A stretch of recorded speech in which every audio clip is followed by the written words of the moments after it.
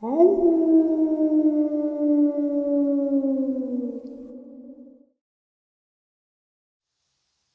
and salutations, everyone. I hope everyone is still doing well, and welcome to tonight's night ending bonus. Before we jump into it, a couple links.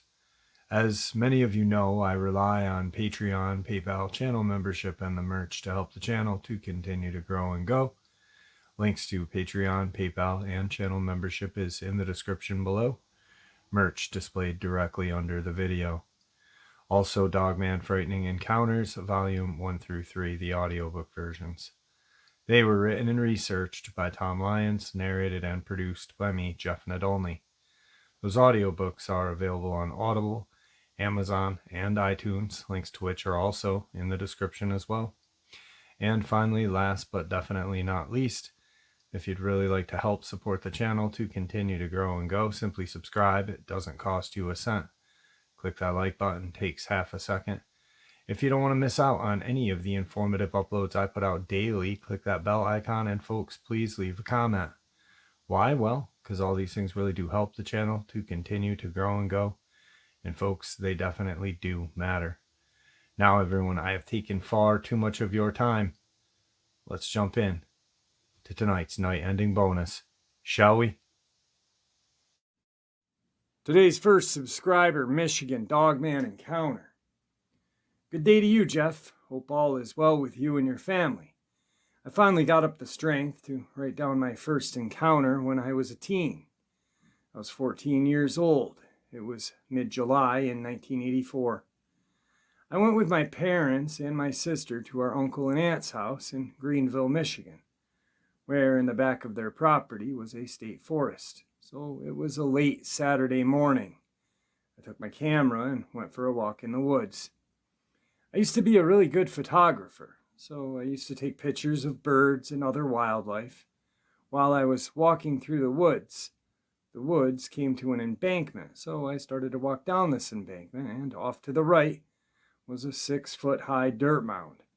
As I continued walking through the woods, I heard footsteps about 20 feet away.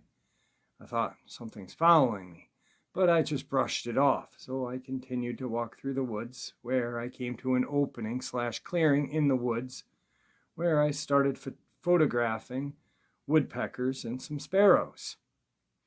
Then I started walking to the other end of the opening/clearing, and that led to a deeply thick forest, where I started to get lost and came upon a swamp. Then, when I started hearing footsteps again, but this time they were getting closer. That's when I decided to get out of the thick forest and swamp area and try to find my way back. I was gone for almost 2.5 to 3 hours. That's what my dad said when I saw him. But before I saw him, I got to the point where I saw the dirt mound and the embankment, sitting with its head and right hand on the dirt mound was a dogman with yellowish eyes and sharp teeth. Its hand had claws on them. I was trembling in my shoes. That's when I saw my dad, and he yelled, "Hey, are you okay?"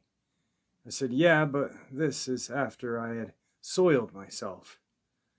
Then I looked back to the dirt mound where I had seen the dogman, and like a whisper in the wind, it was gone. I did not hear a sound of the dogman running away or any other movement. For as good of a photographer I was still too scared to take anything. I was lucky that my dad saw me when he did, or I may not have lived another day. It took me all these years to get this one encounter off my chest. Thank you, Jeff, because this channel has helped me overcome my weakness of my first encounter. Because I know there are other people out there like me. God bless and be safe. Same sub, second encounter. Good day to you, Jeff. Hope you and your family are well. A long-time subscriber. I'd just like to tell you about my most recent encounter. This happened 2 years ago, right around August, just when the weather was getting a little cooler out. I live in Michigan. I work in Detroit, Michigan.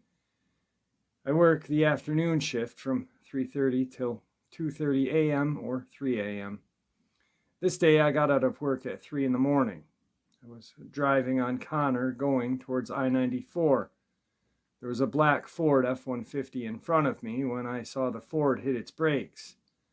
That's when I said to myself, "Why are you hitting your brakes? There's nothing in front of you."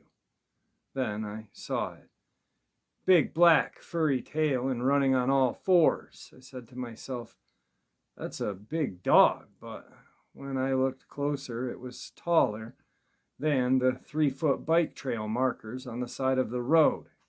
It, the Dogman, ran on all fours and stood at least a foot taller than the bike markers. It ran and jumped over a 4 to 5 foot fence with ease. As it jumped over the fence, I got a look at its head shape, like a wolf or German shepherd. There's a golf course nearby where I saw it jump the fence. In all of my life, I never would think I would see such a beast in the city. I hope you share this encounter. It took me a while to type this one out as well.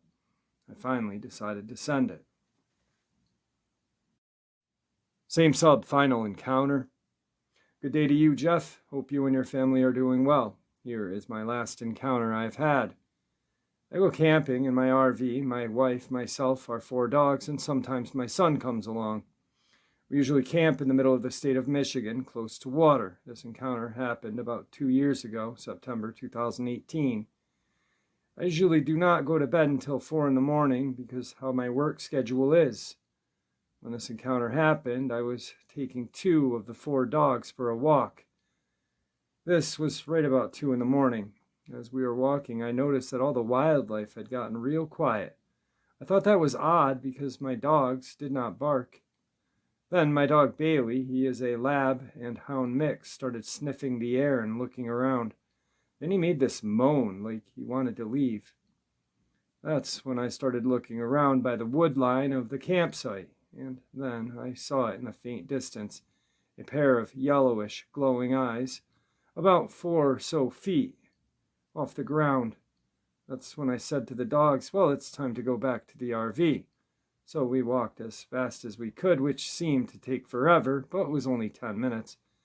I opened the RV door to go inside with the dogs, looked around and made sure whatever it was did not follow us back when I went into the RV as well. When I got up at around 11 in the morning, I went back to the wood line and saw that there was an 8-foot chain link fence separating the campsite from that wood line. This Dogman was on the other side of that fence. That is what I was thinking as I looked into the wood line. I know for a fact that it was not a bear because bears have not come that far south in years. That's why I said it has to be a Dogman. For my 165-pound lab hound mix to moan like a kid made me think that it was a Dogman. If I see any more of these kind of encounters, I will definitely email you again. Stay safe. Today's second subscriber Dogman Michigan encounter. Hey Jeff, I've been getting a lot of requests to share my Dogman encounter, as I've previously shared a shorter version of what happened on Reddit. I don't know how to find my old post and reshare it. So I decided to go ahead and rewrite a more detailed one. My Dogman encounter happened on season opener in November of 2013 in the eastern Upper Peninsula of Michigan on family hunting property near a town called Cedarville. The house my husband and I were staying in up there had a large front yard, and other than that, cleared area and gravel driveway, everything else was pretty deep hardwood forest. I also want to state ahead of time that this happened around 11 p.m., so everything that's beyond the porch lights was pretty hard to see. My husband had gone outside to have a cigarette. We took our rifles out with us. Whenever we were hanging around outside, because there's bear and stuff back in that area, I was on the porch still, and my husband had gone down the steps into the yard and was facing toward me, when we heard these really heavy, slow footsteps coming up the driveway through the woods. It sounded like a really large man, but there was a weird, heavy breathing as well. And the footsteps, even though they sounded like a person, sounded heavier than anything I had ever heard walking in the woods, including a full-sized adult bear. My husband looked at me and mouthed WTF, and I was trying to figure out what it was that I was hearing, but nothing I had ever heard out there in those woods in my whole life matched the size and breathing and gait of whatever this was. I was confused, shaking my head. My husband is not a hunter and grew up in the city, so he's completely confused as well. I've hunted and tracked basically everything that's indigenous to the northern Michigan since I was small, so I was honestly terrified that this animal was a complete unknown to me by sound. It walked out of the tree line at the edge of the yard behind my husband, and it was a lot taller than he was, at least 7 foot tall or more, and I'd estimate the weight for its size to be around 400 pounds. It was on 2 legs and had super dark black fur that somehow was even darker than the nighttime dark of the woods. It was walking back and forth at that distance from us the whole time this encounter happened, but it would not step into where the perimeter of the porch light was. I had a really hard time making out its torso for that reason, but I saw a wolf-like head and a snout with pointed ears that stuck straight up, and instead of front legs and paws, it had a really disproportionately long arms and hands. It was on 2 legs this whole time, walking back and forth. I freaked out and grabbed my rifle and started shooting at it and yelling at my husband to run and get on the porch. So he did, and then he took his gun from me and told me to find something to use as a weapon and go inside and hide. I did. I got a large knife and went and locked myself in the bedroom in the closet. I could hear my husband shooting, reloading a bunch of times for about 10 minutes. He came in and told me through the closet door that the Dogman had finally run off, but he was not sure if it was going to possibly come back, so we were both pretty terrified. I ended up staying in that closet all night until sunrise with my husband guarding the door with the gun.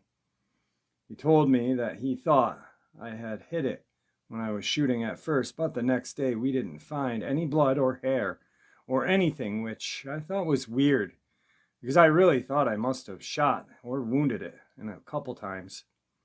It moved incredibly fast though and was agile enough to run through the brush and stuff without really mowing it down or making a bunch of noise like big animals usually do running through dense underbrush and stuff. The whole encounter was incredibly weird and scary. My husband also said that he did see it sort of hunch over and drop down onto all fours a few times while it was running back and forth at the edge of the yard. But that when it ran away for good that night, that it was running insanely fast and on 2 legs like a man. We didn't smell anything bad like a lot of people describe when they see these things. And it didn't even leave any noticeable tracks anywhere, even though the thing was so heavy when it was walking on the gravel driveway that I swore the ground near it must have been shaking. We found out later from one of the neighbors that he had seen it as well next door the winter before when it came up on this porch of his cabin and looked in the door window during a party he and his wife had been throwing. He had said he had heard really heavy footsteps on the porch and pulled back the curtain on the window, and the Dogman was standing there on the other side of the glass looking down at him, but that its fur was white then. I think that's possibly because there was snow on the ground, still at this point of the year. My neighbor hollered at everyone in the cabin and told them what he had just seen, and everyone decided to make a run for it through the woods to his mom's house next door, since her place was a lot sturdier than a hunting cabin. I've known that neighbor my whole life, practically, since high school, and he would never make something up like that. He was scared, even while he was talking about it. I've also read somewhere online recently that there was a family about 45 miles north of our area that had a bunch of livestock like cows and horses turn up dead and torn up by some kind of large predator, and that one of the guys in the family saw a giant upright wolf back near his hunting blind during deer season, which of course freaked me out since we had our experience on season opener. The land butting up to the family's property is 100 miles of the Hiawatha National Forest, so it would make sense to me that a big animal would hide in or near a protected area like that when it's hearing gunshots everywhere else. My lot and my neighbor's lot also are right alongside state land. My husband and I moved since this all has happened, but the experience was so upsetting to me that I constantly research online to see if anyone else has seen this thing up north and what their encounter was like and stuff. I've even heard that there's a small pack of them, about 4 or 5, that live in the state forest downstate in Isabella County, that a bunch of locals in the nearby area have seen, that somebody even saw one night downtown Saginaw. What scares me about that is the fact that there is no tree cover there. It's all city. I wonder if people all over the state are seeing these animals because they're getting forced out of their usual hunting territories due to the hunting, logging, mining that's really increasing over the years here. Be careful, everyone, when you're going out into the woods. Same sub, different email. Very interesting email, this one. Hey Jeff, I sat down tonight and tried to remember everything my dad had taught me and my siblings relating to the bear walker and wrote a basic description out of memory. My dad passed away back in 2010, and since everything in our Ojibwe culture is taught and passed down orally, I'm unfortunately only as good as my memory now. Yes, you can start feeling senile at 38. So anyway, here goes. The bear walker, or the Makwamosa. I know how to say the word, but not spell it, LOL. Was said to be a bad woman or man who decided to use the medicines and rituals of the Ojibwe in a corrupted way to gain personal power and or to exact revenge or get another native that they were upset at for whatever reason or jealousy of. That person who wanted to become a bear walker would have to perform a blood ritual of some sort by praying and calling on Jai Mandu, our word for the devil that basically means dark or evil spirit, and making an offering of their own soul and life as well as some blood. Not sure, but possibly their own, as well as an offering up something belonging to the intended target, like some of their hair or something like that. If their offering is accepted, then this would call up the spirit of the bear walker, and it would possess them for the rest of their life, giving them immense strength and longevity, as well as the power to cause sickness, misfortune, or death to whomever they wanted, as well as travel disguised as any animal or as a ball of flame. The form of the bear was chosen most often, though. To keep and build this power, the bear walker was expected to take lives and then to take a small piece of the body of their victim and offer it to the Jai Mandu. Some people also say that this could have been done to prevent the victim's spirit from getting revenge on the bear walker who killed them. For this reason, as part of any Ojibwe wake, the body of the deceased is constantly guarded by the family until the burial that occurs at the end of the traditional 4-day Ojibwe mourning ceremony. In the olden days, for added protection, the body would be rolled into a blanket, lied on a platform high off the ground while it was being guarded. In more recent times, however, the body is guarded indoor. I helped with this in an alternating shift with my younger brother during my father's 4-day ceremony after he passed. We believe that it takes a person spirit 4 days, which is a sacred number to us, to travel the spiritual road with our guides on the other side to atone for anything we may have done wrong or anyone we may have hurt during the course of our lives. When that is done, we believe that you are able to then go be with our ancestors and loved ones and the Creator. It's also said that the only way to stop a bear walker is to kill it. There's actually a guy in Canada who was acquitted of murder because he believed that the man he beat to death in his yard During an altercation was a bear walker who was trying to kill him. Locals backed him up because before the guy got killed, he had been bragging around town that he was a bear walker and he was going to kill a bunch of people he had beef with, or possibly even their children, so that they'd really suffer from grief. He got beat to death with a petrified walrus penis. Karma. I don't remember how much more than that, but I do know that locals from my old hometown and the rest of the Upper Peninsula who were interviewed for a book that I told you about had shared their family stories about stuff with bear walkers so that it could be taken seriously as warnings to others. Unfortunately, from what I recall from reading the book, it ended up being marketed as satire or funny mythological stories. I know most of the family names through the Ojibwe who contributed stories from my area and related to some of them. And I know they told these stories as what they consider to be fact. The Ojibwe sense of humor is super dry, but we never joke around about stuff that dark. Everything is shared as a lesson to be learned and passed along to the next listener. Oh yeah, I did manage to find the book on Amazon, so I'm going to send you a link. I think you would enjoy it and learn a lot more about the subject. I hope this helps. If you have any other questions or anything, just hit me up. It's called Blood Stoppers and Bear Walkers is the name of the book. Blood Stoppers, Bear Walkers, Folk Tradition of Michigan's Upper Peninsula. I suggest going to Amazon and buying it if you can. It is pretty amazing.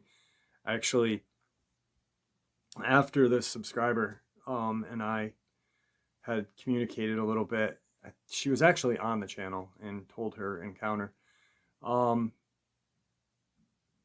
had read a thesis from an Ojibwe, and it was all about, I gotta see if I have it still. It was all about black magic, the bear walker. And I didn't realize what it was until I started reading it. And I had printed it out. It was like 30 or 40 pages long. But it was one of the most amazingly written, kind of documented history, I guess, of Ojibwe medicine and rituals and spirituality. Very cool. Today's third Michigan subscriber Dogman submission. Hey Jeff, I was never into the woods really growing up, but when I started working for a friend, everyone on his crew bow hunted, so I got a bow. This was in 2014, fall, and I shot the bow a lot that winter. And 2015, I went all over Kalamazoo, Cloverdale, Dalton, and Portage, Michigan, hunting for whitetail. The longer I hunted, the more confident I got, and all the while I had never seen DNR officers while hunting at all, but during the summer, they were everywhere for fishing purposes. The morning/night, I had my experience. I got up at 4 a.m. and drove to Gordneck State Park area in Portage, Michigan. And when I was driving to the normal parking they have for the public, I saw a game trail from the road, and I stopped my van and parked on the side of the road and followed it in. After a while, I found the normal path that was built for walking on, so I decided to go to the tree stand I knew of. In southwest Michigan, there is no need to put a stand up on public land because all the good spots already have stands in them. So I'm walking on the path and I see a tree. I'm going to walk up to it. When I grab the first stair, I realize I forgot something and turned back to walk on the path. About 100 feet back down the path, I noticed massive paw prints over the top of mine. A giant pad, 4 large toes, and 4 large claw marks on each side. And it looked like maybe 8 to 15 of them crossed here because of how many and how wide they were, like 3 to 4 at a time wide. they crossed. I am still not afraid or alarmed because this is Southwest Michigan. We have never had any predators that would bother us. I'm thinking, that's cool, and I'd walk the edge of the path where the prints came from, and nothing, no prints in the woods, so I turned around and followed them across the path to the woods. On the other side, about 10 to 15 feet across, no prints in the woods. The only prints were on the path, like they were in the trees. I was thinking, and about that time my brain started doing the math on how big something would have to be to leave prints larger than my 10.5-inch boot, like a large pizza, and pressed deep into the dirt. I realized I walked through here less than 2 to 3 minutes ago, and all the hair on my body stood up. This all happened in like 10 seconds from when I walked up, saw the tracks, until I knew I had to leave. I knew they were here somewhere. I widened the Energizer headlamp I had on my head, unbuckled my knife on my chest, and nocked an arrow. And I knew in that moment I was not going to survive whatever was going to come for me.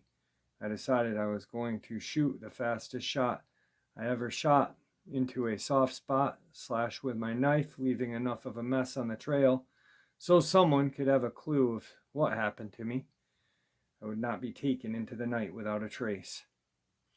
I just didn't want to be a missing person with no trace, no clues. That was my only goal. I was mostly listening because I couldn't see anything around me. I would step ever so slowly backward, all the while turning my head, listening for rustling of the leaves, because it was fall in Michigan, with leaves still on the ground, some leaves in the trees. My body was on full survival mode, and my senses were insanely in tune with me. I was barely breathing at all, trying to control my breathing so I would hear the attack when it came, but it never came. I creeped backward like that, looking and listening all around the whole way to the road. That was the longest walk of my life. It must have taken over an hour or two to go a quarter of a mile. When I got near the road where I could see my van, I ran down the road back to my van where a DNR officer was waiting for me. I didn't have my hunting license with me, so I showed him my license and drove to my house to meet me. I showed him my license and told him of my experience. He wrote it down on his pad. I mentioned how I had seen so many coyote prints in the area and everywhere else, and how they had gotten so much larger with unlimited food and no predators. And he turned to leave, and when he was walking away, he goes, "Maybe those were coyote prints you saw." I laughed out loud and said it would have to be 1,000 pounds. He got in his truck and said goodbye, waved, and left. I didn't realize it, but I didn't go hunting again in the dark after that, and my hunting died off soon after. And I didn't consciously realize why until I heard Dogman thing while watching Sasquatch Chronicles. The officer was a Native American, and he took my report like I was telling him about a deer I just saw or something. I think he personally knows a lot about these things.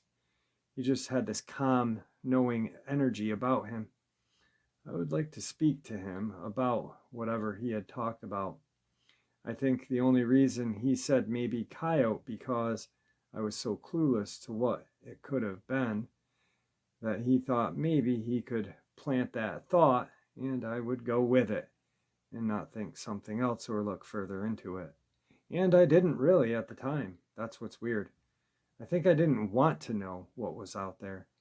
For a few years later, I tried to tell myself maybe I possibly dreamed it or got it from something I heard. And my sister goes, "Oh no, you'd been talking about that from way back when it happened. Don't you remember telling me?" I don't remember telling my sister back when it happened. That's weird also. On a slightly different note, near the same area I tried to go hunting for the first time this December, and the weirdest crap happened. I lost time and a camera.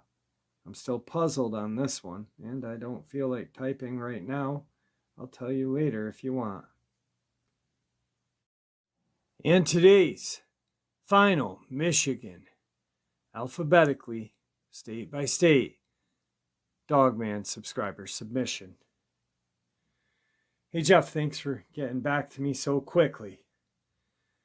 Just for a little background, I am a school employee, worship leader, mother of 7 children, married 26 years, live in a small town in northern Michigan, 15 minutes from the Mackinac Bridge. I don't want to bore you with details, so I'm just being brief. I have 2 small grandchildren in my family. They're my life. I'm only trying to keep them protected since I have only started looking at channels involving Dogman and Sasquatch in the last few months. I don't have much knowledge. Here's the story. I live across from a park. It's a baseball/softball, diamonds, and playground. Literally, there is a road in the front of my house. That is the only thing keeping my yard from being part of the park. Behind the park and all around, it's hundreds of acres of woods. It's public land. There is a path that leads to a river as well. When I'm sitting on my porch, I face the baseball field that has a 2-story concession stand just beyond the field. I tend to sit on my porch all hours of the day and night. Lately, weird things have been happening. I have been seeing eye shine on the 2nd story of the concession stand. I know that sounds weird. The eyes are yellow, golden, and very large. They will appear to be looking straight at me. And then they will move from side to side. I can see when the face turns and then turns back to look at me. This has been happening for weeks. They are not there every night, but more often than not lately.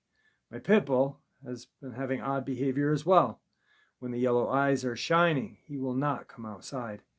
If he does, he will have his tail between his legs and act terrified and will not leave the porch. This is very unusual behavior for him.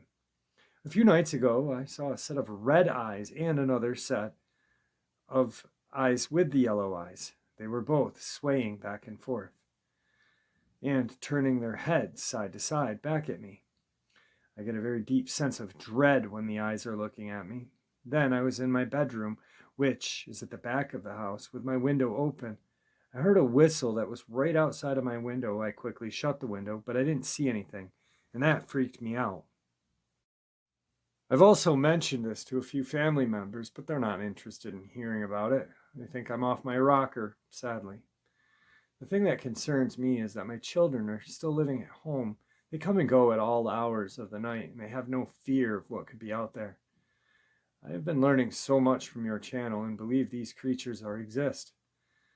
I live in a perfect environment for them, and it seems like these things are escalating with the eye shine, and right now next to my window. Alright folks, I hope you enjoyed tonight's night ending bonus as much as I enjoyed sharing it with you. I'd like to thank you all for supporting the channel. After all, your support is what makes this channel continue to grow and go, and honestly what makes it a place where people want to share their theories, ideas, and experiences without judgment or ridicule, simply treated with respect. That's all on you guys, the community you have created in the comment section. It is appreciated. Please, everyone, stay safe, happy, healthy, and ever vigilant, keeping an eye on our children, pets, family, and friends. These creatures are real, they are out there, and they are dangerous. Share this information with those you love and care about, and it may just help save their lives someday. Until next time, never stop asking questions, never stop searching for answers, and God bless.